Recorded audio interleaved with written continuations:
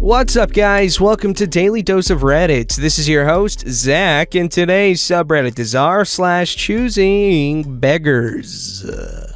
This story's called, "My Brother Wipes Out My Parents' Retirement with His Sense of Entitlement." If this story doesn't belong here, let me know. I consider him a choosing beggar, but I'm not 100% sure you'd all agree. This is long, so strap in. I promise it's worth it. So my older brother was always spoiled by my parents. Not because they wanted to treat him special, but because I was always the quiet one and never spoke up when I wanted something. This would almost always result in us getting or doing whatever my brother wanted. Unfortunately, this gave him a sense of entitlement a mile wide. When he was a teenager, he had some struggles with mental health. These were absolutely legitimate and made everyday life debilitating for him for years. My parents wanted the absolute best for him, so they paid for private psychiatrists and psychologists, the best they could find. I'm not American, so we have a public healthcare system with the option of private care if you can or wish to pay. My dad had a good job, and at this time in our lives, money was not a huge concern. This seemed to be helping, and at around the time when I was supposed to set off to go to university in a different city, my brother, with the support of his care team, decided to start his tertiary education at the same time in the same city as me. There was no university in my hometown, and several of the best universities in my country are all in one big city. This made the living arrangements for my parents much simpler, as they helped pay for our rents, we flatted together, and we paid for everything else. They agreed to support us through university, and then we'd be on our own. My brother had a small episode on the day that he was sent to start his classes, and didn't go. This resulted in him being removed from his program. It was a compulsory first day. He could try again at the start of the next semester halfway through the year. A major setback, but hardly limiting. The logical thing would be for him to move back home until he could start again. His student loan stopped once he was removed from the program, so he had no money to live away from home, and I should get a flatmate for the place I was staying. My brother didn't like this idea. I should note that my brother hated living at home. He thought our house was too small and our neighborhood was too poor looking. We were a middle-class family who lived in a nice house that my dad built. It just so happened to be in a low-income area because when he built it, he was not as financially secure as he was later in life. It was an awesome neighborhood with a good sense of community, and I loved it there, but again, my brother had a huge sense of entitlement and thought he deserved to live somewhere better. Next thing I know, the new psychologist he is seeing in our new city has written a letter to my parents saying that an opportunity to immerse himself in this new city will allow him to more easily transition to study. Oh, and he was not well enough to work either. He should focus on getting used to his new surroundings. My parents, wanting what is best for my brother, allow him to stay living with me and give him an allowance which is equal to what his loans would have given him. Great, so everybody is happy, right? Not my entitled brother. The allowance he was getting wasn't enough for him. You see, he wasn't a student, so he didn't feel like he had to live a student lifestyle.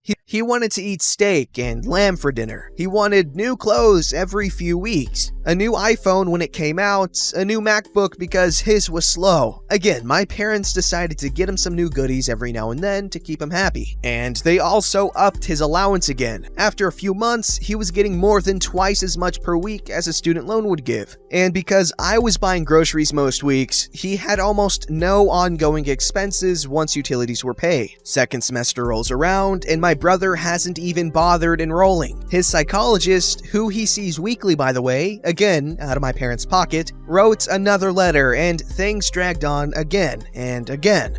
Fast forward 3 years and I'm getting set to graduate, while my brother is still not working or studying while living in an apartment paid for by my parents. I get a decent job in my field at the university I studied at, and so I keep living in the apartment, except now I pay for half the rent as well as half the other expenses. By this point, my parents are just paying for my brother's half of the bills directly, while still giving him an allowance that was close to my salary. I have been getting increasingly increasingly annoyed by this as my parents don't want him living on his own due to his illness. But he is refusing to come home with the support of his psychologist. I suggest sending him for a second opinion, but he again refused, and my parents respect his wishes. So far, not much begging going on, right? This is where it really gets wild. After I had been working for about a year and a half, our landlord decides that he wants to sell our apartment. Okay, this happens. We start looking around for a new place. My brother goes completely off the entitlement deep end when we are apartment hunting. He refused to look at anything that wasn't well outside of our given budget. Anything inside of our budget is too small, or too old, or too dark, or too ugly. He wants a modern, new apartment in the heart of the city in one of the most expensive suburbs. His psychologist writes another letter outlining the importance of a comfortable environment for him. My parents cave, but I can't afford half of the new rent. They compromised with me, and I only have to pay the same rent as I was before,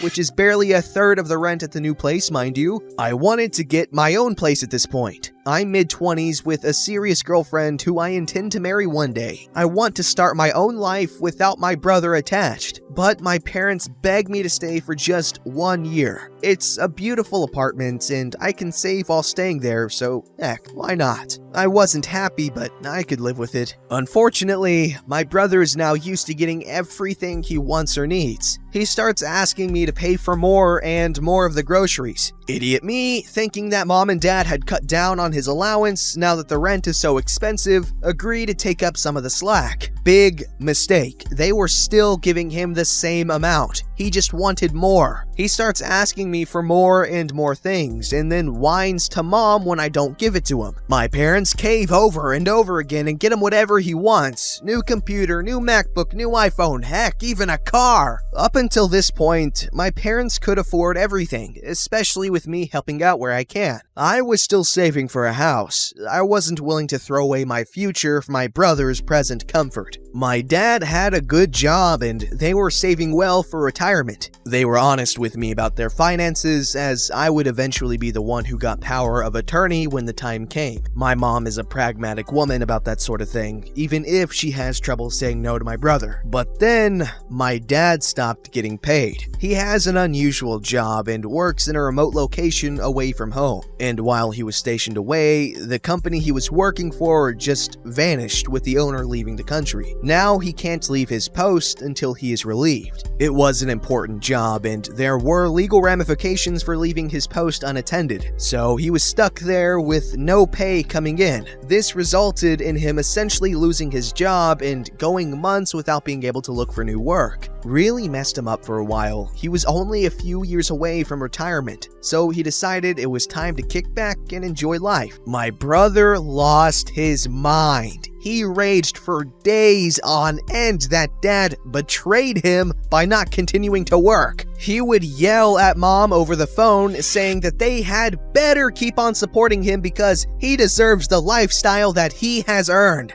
Whatever that means. I remember him saying that very vividly because I laughed my ass off, at which turned into a huge fight. Knowing that my parents couldn't afford that rent without my dad working, I decided to move into my own place and try and force a resolution. I end up finding a nice place of my own that my girlfriend and I move into. My brother, however, refuses to leave. He again gets a psychologist letter to try and convince my parents to let him stay. He even has his boyfriend offer to move in with him. He was a really nice guy, but is a struggling artist working on commission. Next thing I know, he is still living in the ridiculously expensive apartment with his boyfriend struggling to help cover when he is able. I move on with my life, fall mostly out of contact with my brother, and start my own adult life properly. I get married and settle down. 5 years go by, and when I'm visiting my parents one day, my mom breaks down. It turns out that my brother had spent the next several years after I moved out refusing to reduce his spending or get a job or move home or anything. He would constantly blackmail my parents, saying that they would make their son homeless if they didn't give him free money. He had been doing that for years without my knowledge, and my parents didn't know what to do. His very expensive medical team was condoning his behavior. My parents have burned through almost 2 decades worth of their retirement savings trying to support my out-of-control brother. I decide to visit this psychologist myself, only to find out she is one of those tell me what they want to hear so they keep giving me money, predatory type psychologists who was enabling my brother because he was a cash cow for her. Our entire family was furious. Turns out, my brother had been recovered since his first year living away from home. He was perfectly able to work or study, he just didn't want to, and so she wrote him those bogus letters to let him get away with it. He decided to milk my parents of their savings to fund his lifestyle because he had earned it. When confronted about it, he was entirely unapologetic. He's now cut off completely and works for a retailer complaining about my parents' lack of respect for him on Facebook every few days. I again want to emphasize, my brother had legitimate mental health issues. I do not want to take away from that. He just chose to willfully deceive everyone about the severity in order to demand that everyone else give him the life he feels he deserves. And no, his mental illness would have in no way contributed to that attitude. It was not that sort of illness. He's just an entitled schlong wad. Man, that brother sucks. Because he's got obviously very accepting and loving parents, and he just chose to take advantage of them, and that's horrible. Because I know for a fact there are lots of people whose parents did not give a crap about their mental illness, and it just really sucks that that guy would take advantage of that support. Really unfortunate.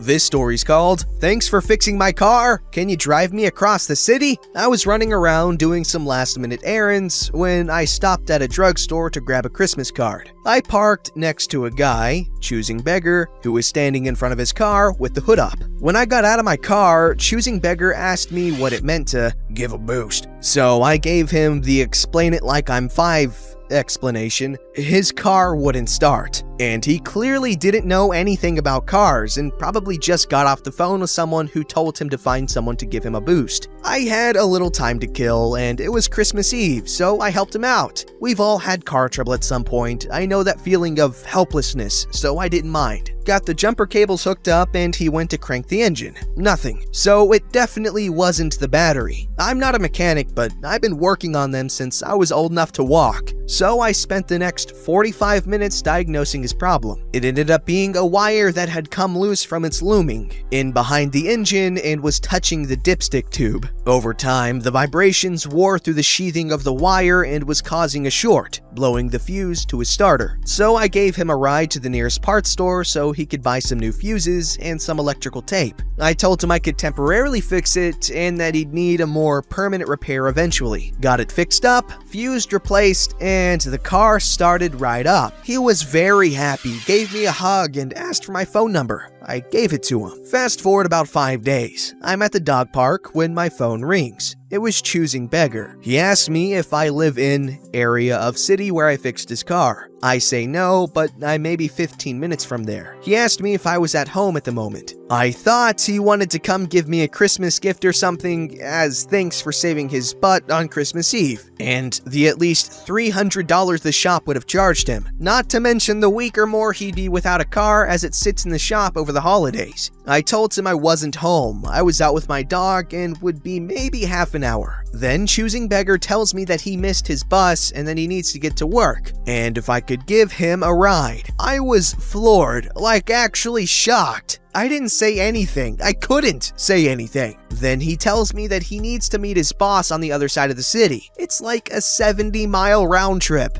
I'm still not saying anything.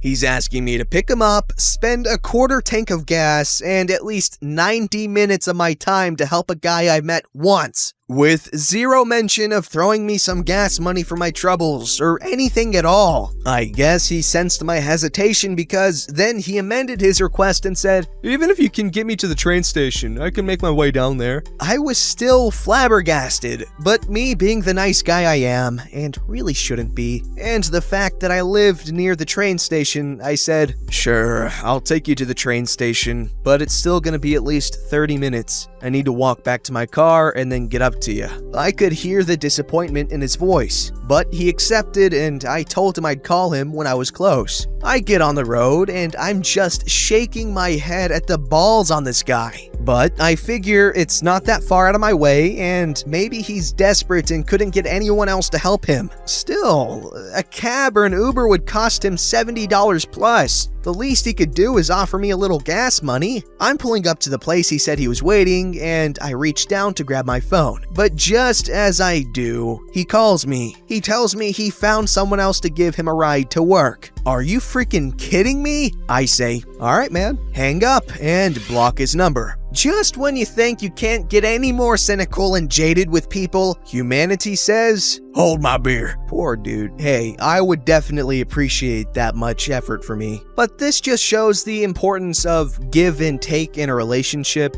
any relationship at all. Because guess what? If you maintain a good relationship like that, where you guys do each other favors all the time because you're buddies and stuff, you'll run into a time when you have nothing to give, but you really need to take, and so your buddy can be like, hey man, it's all good. And that's friendship.